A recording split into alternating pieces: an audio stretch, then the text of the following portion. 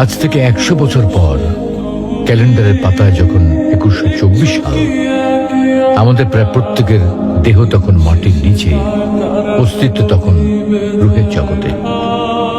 ইতিমধ্যে ফেলে যাওয়া আমাদের সেই সুন্দর বাড়িটা হয়তো পরবর্তী প্রজন্ম ভোগ করছে। পছন্দের কাপড়গুলো ব্যাকডেটেড হয়ে গেছে।